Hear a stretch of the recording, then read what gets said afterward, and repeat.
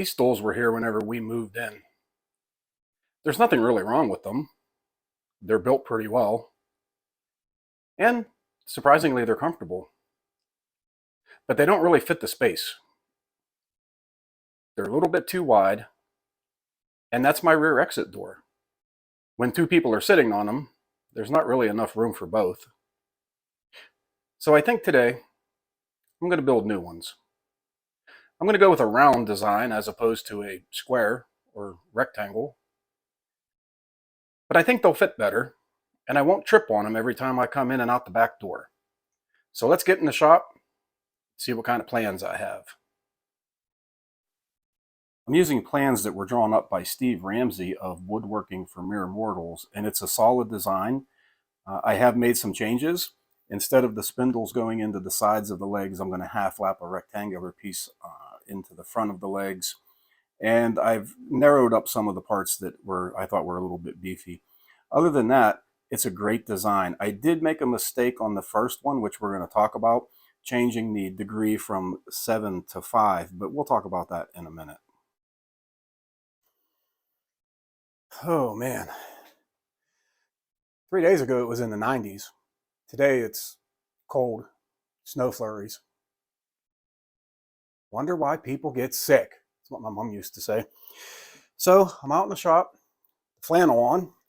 You ever have one of them projects that you just thought was going to break you? This is mine.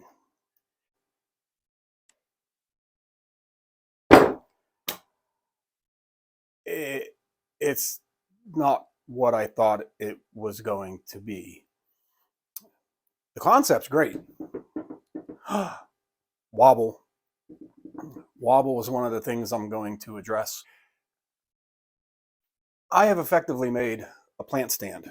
That's what this is going to become if I get the wobble out of it, because it's not the stool that I want.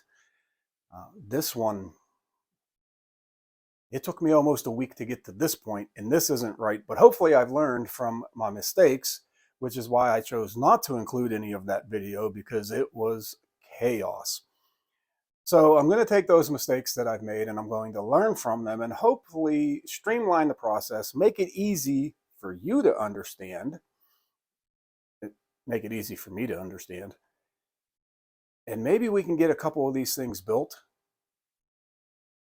so that I got some room to get through to the back door. It's where I keep my firewood at, and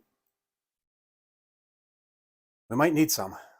So one of the changes I've made is I have designed mine so that the legs are 1.25 inches as opposed to 1.5 inches.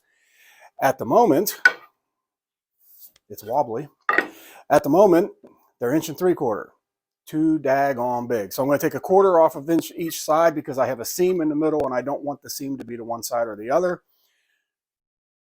That's the plan. This is like a baseball bat. That's the plan. We're going to take 1/4 inch off of either side. Should leave me at 1.25 inches, and if not, we'll just make it what it is. Dust collection.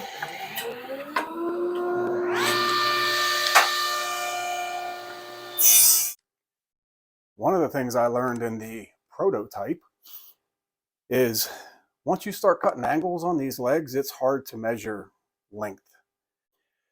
So I'm going to cut these all to exact length so that when I start cutting angles on them, there's no guesswork. I just shave the angle to the longest possible.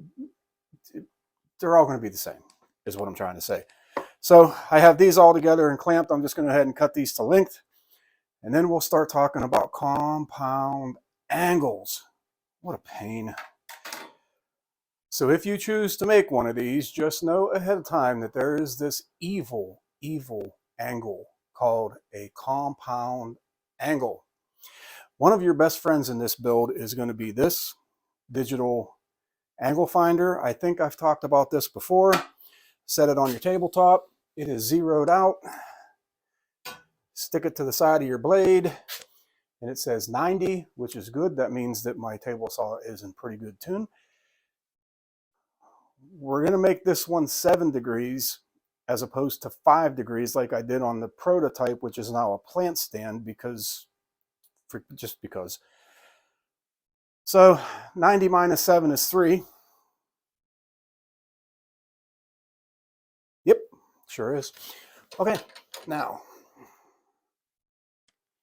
a little bit of a concern about my zero clearance, but don't worry. If it if it flies off, you'll get to see it. And then, yeah,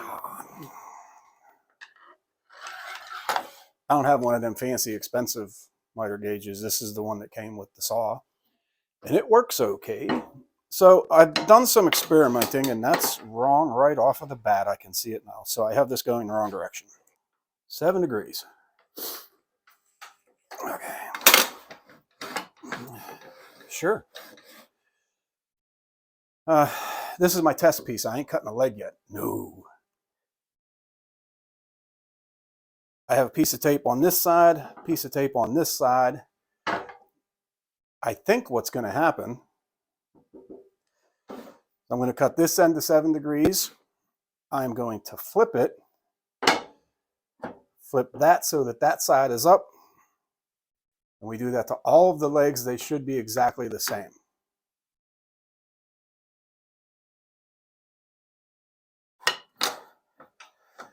We'll find out now, won't we?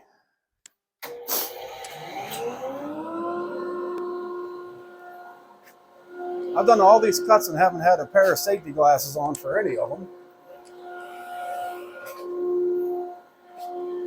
Oh, these are dirty.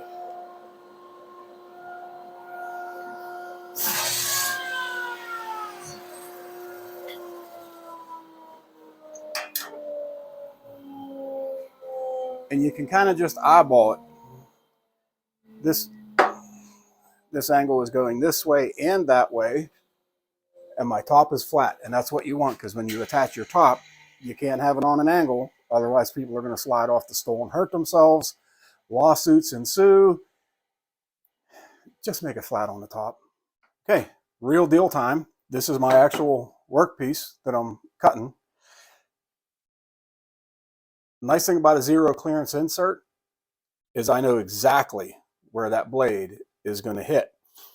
I got my tape here and my tape here, which I almost forgot to do, which would have been a nightmare. I'm going to line this corner up to where the blade is going to hit, and it's going to cut this way. So I know that it's going to cut the fullness of the board where I want it.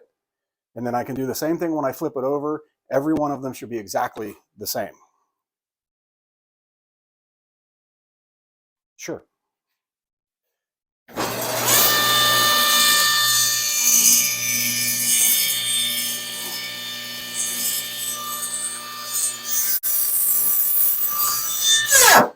Whoa. Didn't see that coming. The cutoff fell down in between the zero clearance and the blade. I might have peed a little bit. That was scary. Never had that happen before. Okay. Whew. Holy moly. All right. Can I get it out? This is going to take a second. Whew. Okay. Got the little tiny piece out. Changed my shorts. And let's see if we can do it again. Rotating this way. Blue tape up. Same type of lineup. Right where that's going to hit. Okay. Oy, oy, oy.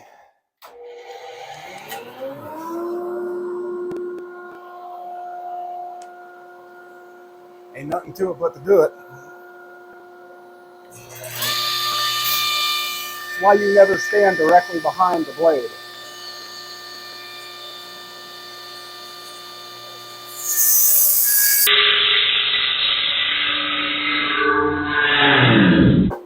Yep. 2 for 2.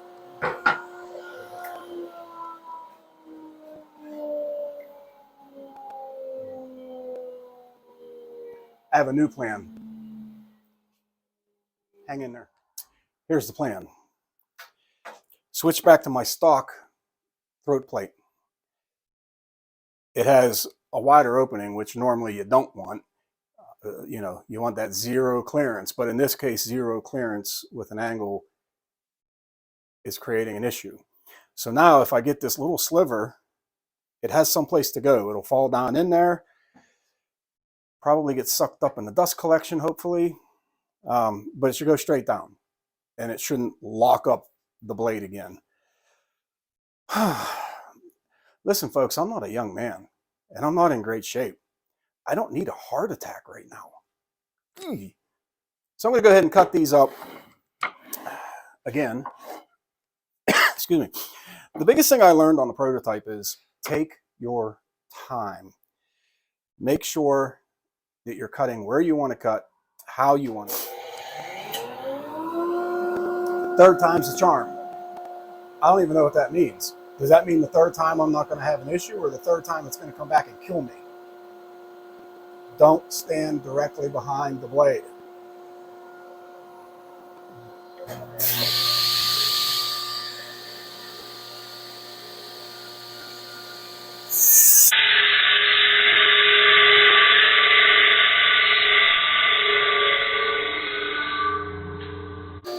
Beautiful. So for this next part, I've made a jig. I've never made a jig before in my life. It's going to help you. It's going to help you. I don't have an angle. Yeah, I do, but it's junk. I use my miter bar to get the degree I want, and I just set it up against this bottom piece here. Make sure that this upright is up against the miter bar, and that gives me my 7 degrees. And then you just screw it into place. Take your legs. What I did, by the way, this distance here, from here to here, is the distance I want the outside length of my base.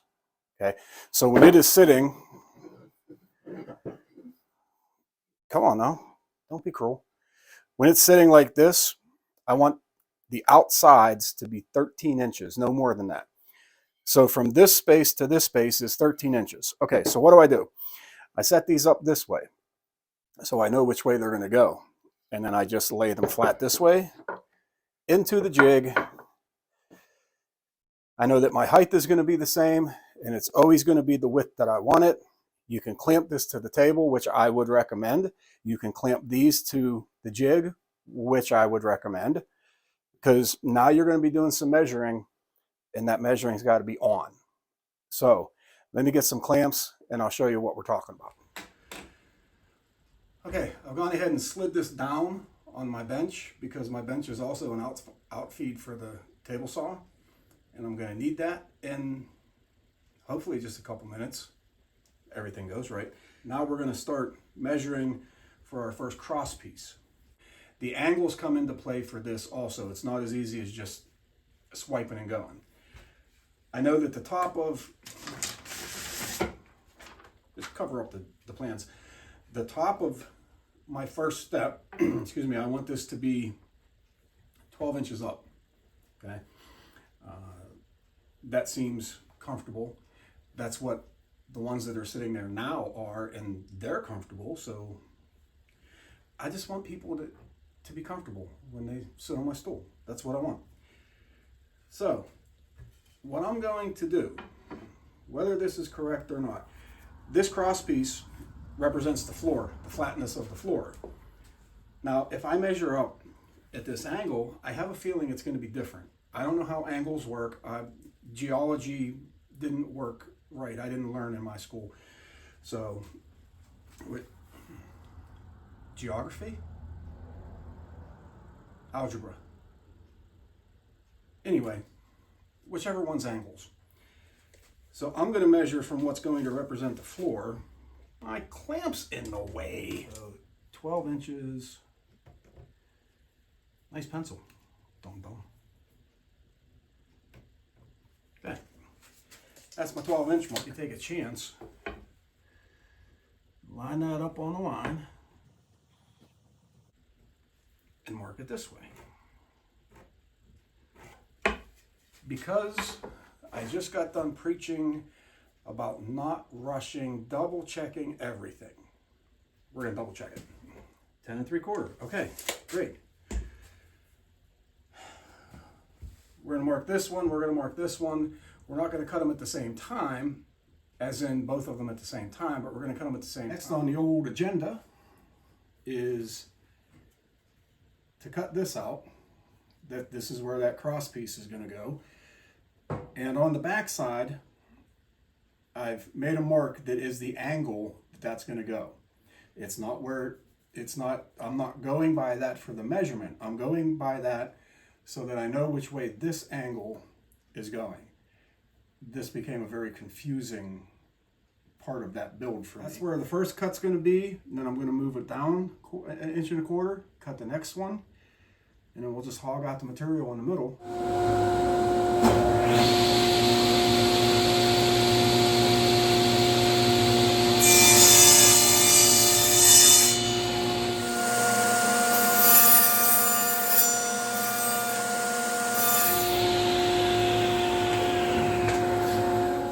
Why we put a mark up here. It has to be opposite of the previous one. Okay, looking at this mark, I can see that that's not going to be right, so now I have to adjust. There's a lot of play involved in this. I'm sure there's a simpler way to do it. I haven't figured it out. For me, it's easier just to come back this way. Easier if I could see. Come back this way, my 7 degrees. Tighten her down. Now it's correct. Okay, so putting them back in the jig in the correct sequence, get it right. Now we can test fit.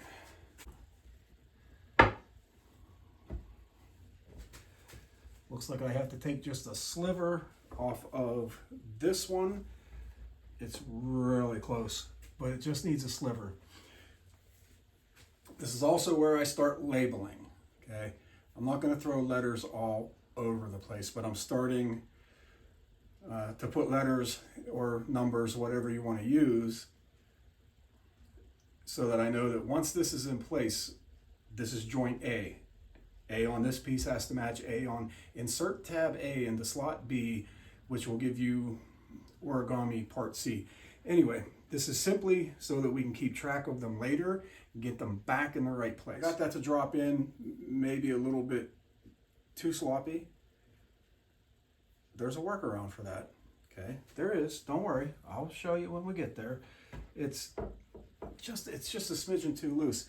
I keep all of my slivers, all of my offcuts, whatever, until the project's done. I'm looking over here because that's where they're all stacked.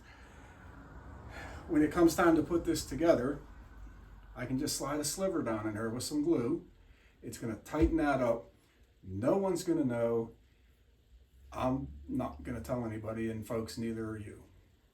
Promise me now. We talked about this. Now, how do we get this length? It comes down to degrees. The width of the, I had a tape measure right here. And it's 10 3/8. So what I'm going to do, gimme.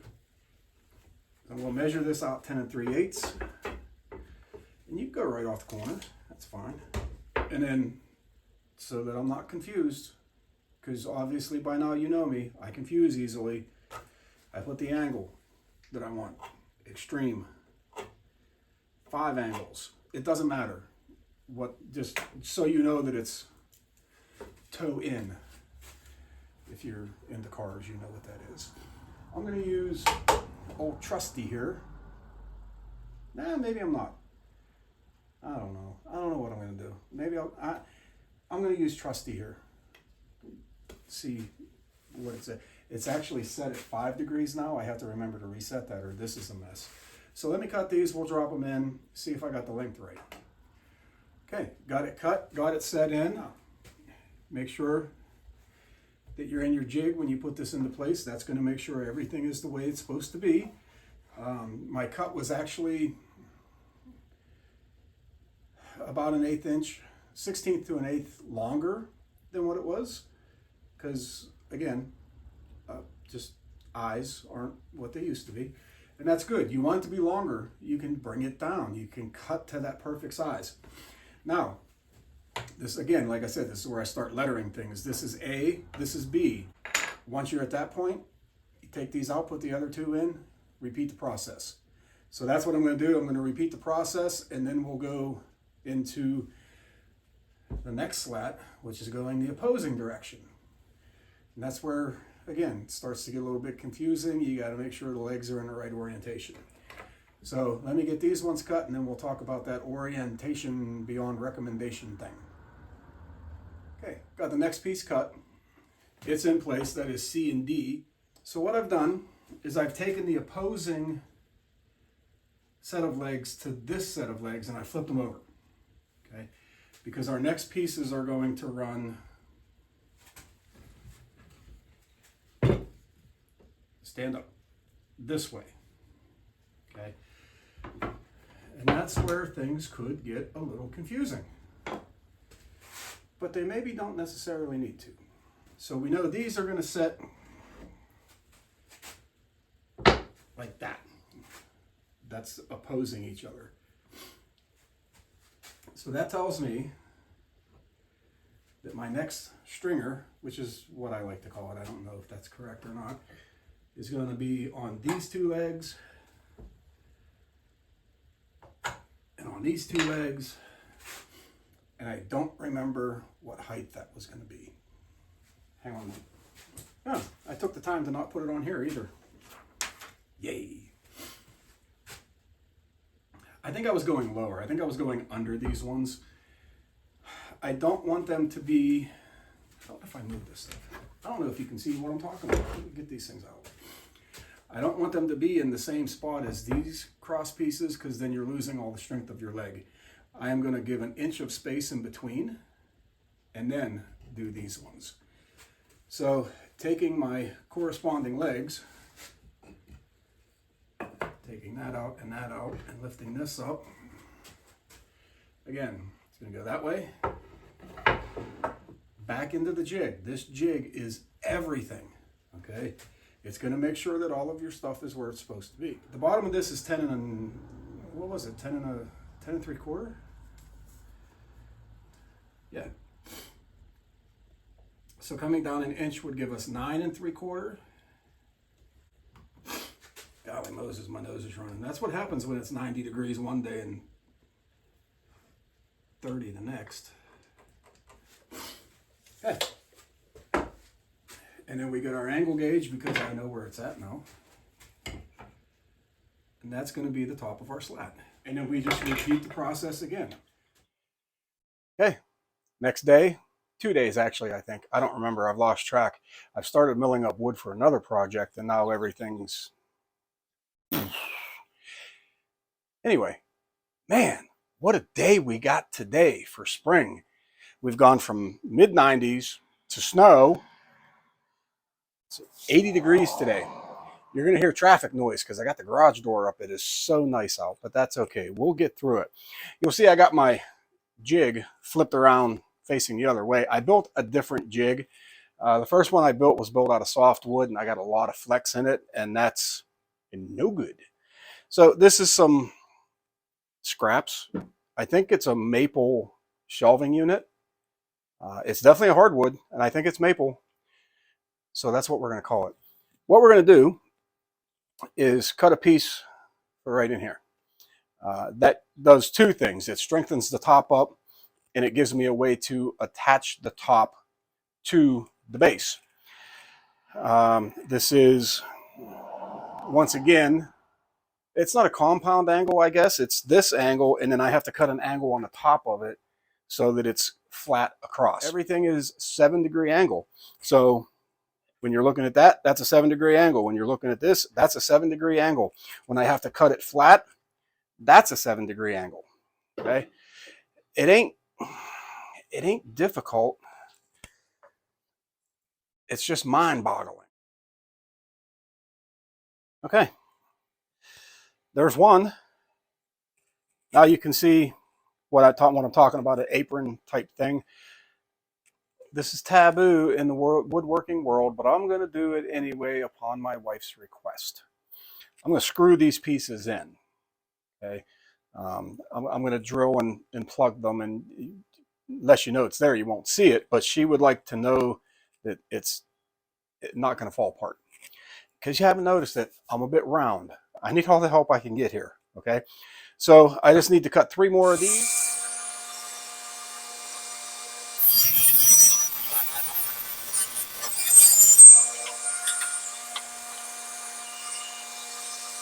Okay, so looking at it in one place, yeah. We're just gonna slide this up. Now I have my angles going the correct way this way, and my angles going the correct way this way. Had to close the door. Along with beautiful weather comes weird flying creatures that buzz around, and they especially like it when you're at a saw, about to have the blade hit the wood, and they fly right in your face. Ugh! Close the door, it's easier. So I will go ahead and drill out one of each of these. I put a stop on my drill bit. It's a piece of tape. Tells me where to stop. I call it a stop. Makes me sound impressive, like I got big expensive tools. Okay. Yeah, right. So, sure. Yeah. Okay. Then I'll probably take that to the drill press and get a 3/8 spade bit because I don't have Forstner bits. I'm going to do that with all of them. I'll take them over, drill them out so I can plug them, and then we'll start running screws in these along with glue. I'm not a complete heathen, for crying out loud.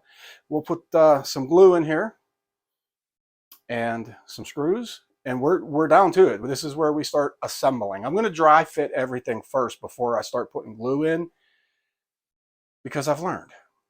Okay, don't ask me how. I've learned. Although there's a plant stand over there that used to be a stool.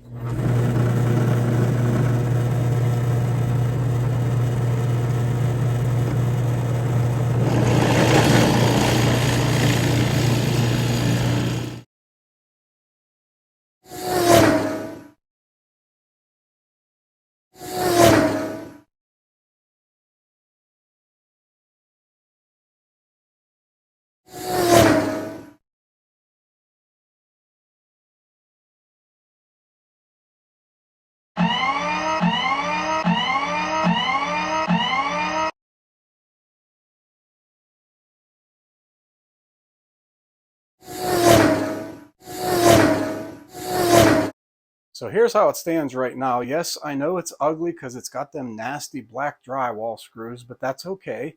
We're gonna put them in and plug them, and it'll be fine. And it's just almost absolutely zero wobble. And I have a feeling once I tighten everything up, that's going to pull everything into the position it's going to be. So I'm going to do some quick sanding on most of it, take it apart so I can countersink them in and make them pluggable. But I'm really kind of happy with how it's turning out. Okay, got all the pieces sanded, got the holes drilled up here to sink them screws in. Once again, I changed the rules of the game in the middle of the game. It's my game. I'm going to do what I want. Anyway, that's not really it. I love drywall screws. Absolutely love them. Drywall screws and hardwood, they break. It didn't. They didn't break. I didn't have a catastrophe. But I was thinking about it, and in past projects, just run a drywall screw in and you get it 3/4 of the way in and it snaps in half. I didn't want that. So I found some more wood screws, which is unusual for me because I don't keep wood screws. These ones are 1.25 inches maybe. I don't really have a clue. These ones are 1 inch. So I'm going to use them for up here, and what I've done is I've drilled down, I believe, 3/4 of an inch. That's how far in the screw is going to go. But that's okay because it's going into this block, so it's got all the meat in the world. Like Arby's, we got the meat. So I'm going to start actually doing the glue. I'm going to do the glue thing here. And this part is just, I don't have my jig up, and I think we'll be okay because everything's pre-drilled. Once I send the screw in, it's going to take it to where it needs to go anyway. And it's about, you know, like that. If you have everything lettered, this should go together as like a breeze. This is G and H, and this is not. A and B, G and H. I mark these on the inside so I know which way they're going to go. I'll get it close. Yeah, about like that. And then I'll go ahead and send some glue and screw, and goodbye to you.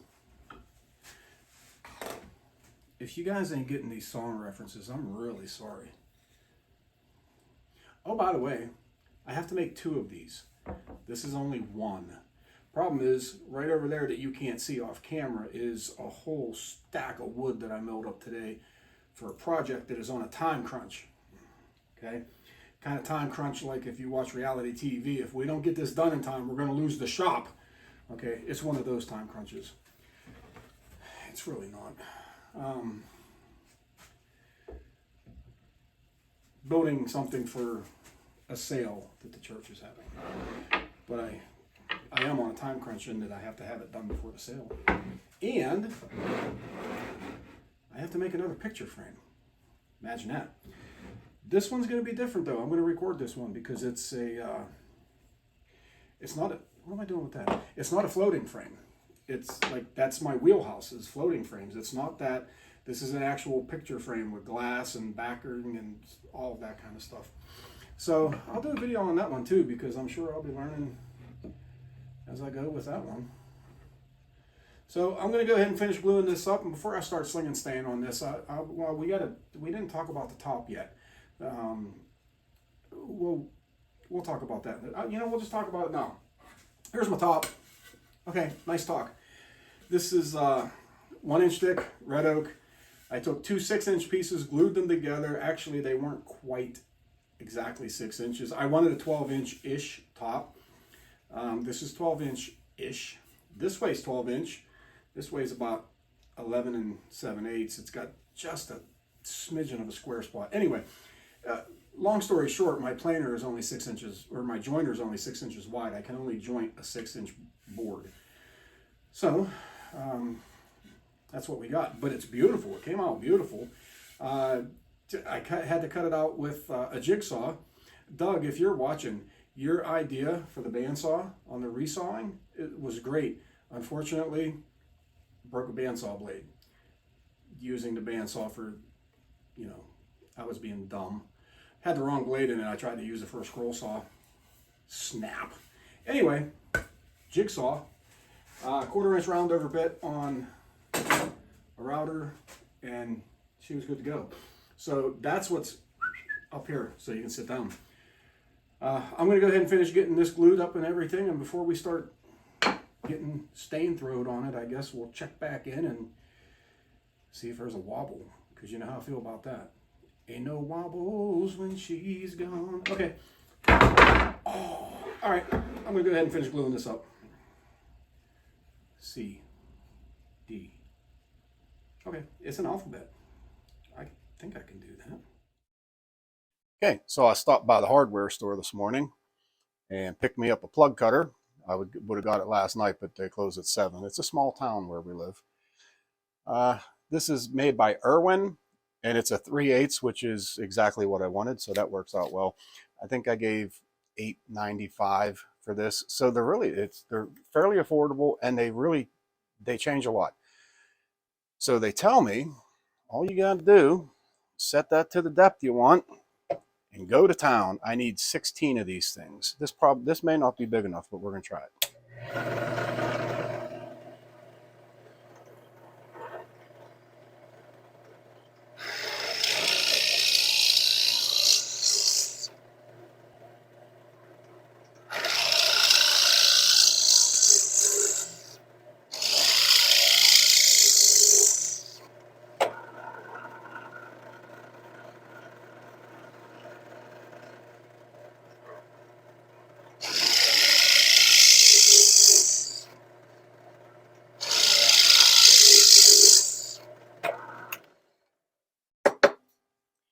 decided to go with 18 because you know I'm going to drop at least one of them and never find it again. But the thing works beautiful.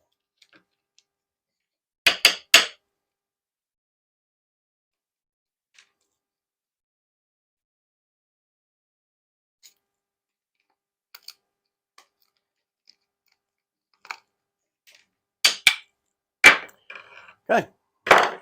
One thing I learned right off the bat: leave enough room in between your plugs, because you got to have some room to pry and pop, and I'm getting, you know, it's collapsing and stuff. Not a big deal. I can still get them out, but just something to know, first time use. But the great thing that this does is it gives me wood match, grain match plugs that just slip in. You can use framing nails to put this together if you want to, and sink them, plug them. No one's going to know. It's real. Wow. A 747 in the shape of a fly just buzzed right past my head. Holy cow. Okay. Anyway, you glue them in and you have a completely finished project with no one will know what's holding it together. So that's really cool. Oh, one more thing I wanted to point out. I told you, I keep all of my cutoffs, things of that nature. And here's why. Oh, let's go. I saw it. For instance, right here was about a 16th gap where the saw made a mistake, not me. The saw made a mistake. And there was a gap there. Well, I take a sliver, I find one that fits in there, and you just glue it into place. It's not structural, it's simply aesthetic. And once that's sanded off, it'll look like it's one continuous piece. Same with this one here. There's a couple of them. I don't remember where they all went. But anyway, that's why I keep all my slivers and my cutoffs. Plus, now I have oak banding if I build something that I want to, you know, cover up the plywoodness of, if I want to make it look pretty. That's what I'm doing. So I'm going to go ahead and get these glued in, get it sanded, and maybe I'll check back in with you when I start to, oh, we got to do the top yet. Let me glue these into place and then we'll do the top. Okay, sanded all of this to 220, highest I've ever sanded anything, just because. Went ahead and rounded over, not rounded over, but I hit it with the sander just to take that sharp edge off. And I centered this. Well, centered's a relative term because apparently my top isn't 100%, well, I know it's not 100% round. It's a little bit squared off right there. Don't tell nobody. They won't know. And I've gone ahead and drilled the holes and then drilled a countersink because I'm using inch. Oh, no, I'm not. I'm using 3/4 inch. I'm going to use 1 inch. They're over there. I just haven't gotten them yet. I'm going to use 1 inch screws. And so I did all the math and all that. Sad day here at the shop. Remember I said that this was giving me the smell of electric death? Ironically, the battery charger died first. I'm down to 1 battery. When it dies, I don't know what I'm going to do. Let me go get some screws. Do, do, do, do, do. Yeah. I've only got, no, there's another one. I got 3. Oh boy. I got 3. 1. Come on now. 1, 2. Oh, wait, I might have 4. Oh, can I get it out? Come on. It's fighting me. It's fighting me. Get in there. Okay, I think I have 4. I am not going to plug these whenever I drill them in because if anything should happen, I want to be able to get to them. So we're just going to, thank God that's still working. We're going to run that in. Sure we are. And then we're going to check to see if it pokes through the top.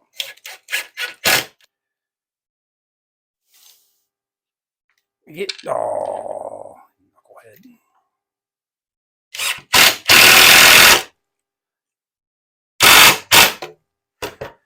Survey says, Hey, they're not poking through the top. Okay.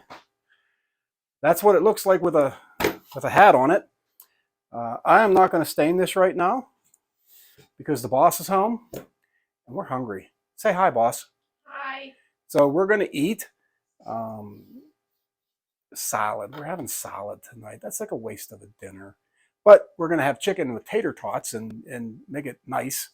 And if you put 1.5 gallons of ranch dressing on it, I guess it's okay. So we're going to let this sit here and think about how much stress it added to my life. And then we'll come back and stain it. And I can just tell you, it's going to get 1 coat of stain, probably 3 coats of poly, and we'll go from there. In the meantime, enjoy your dinner.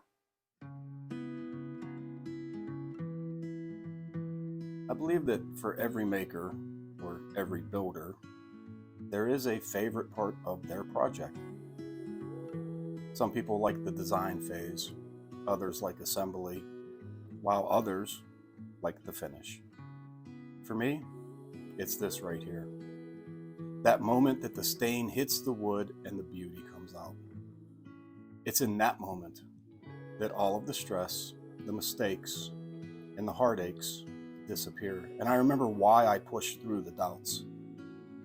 I chose to build this stool knowing that it was going to stretch my abilities. And it didn't go easy. And there was more than one time that I thought that I would just scrap the whole project.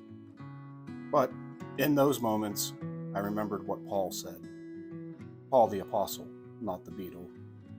We rejoice in our sufferings because we know that suffering produces perseverance, perseverance character, and character hope.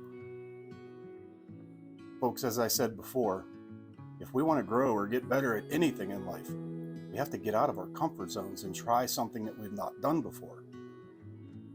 Yes, you're probably going to mess up. Yes, you're not going to be sure you can finish. Yes, there's probably going to be suffering. Persevere. Push through it all. Make it to the finish. Watch the stain bring the beauty out of the wood. You will be better for it.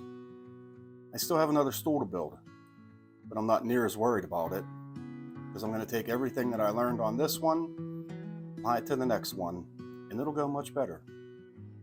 Because along with character, perseverance produces knowledge. God bless, folks. I'll see you on the next one.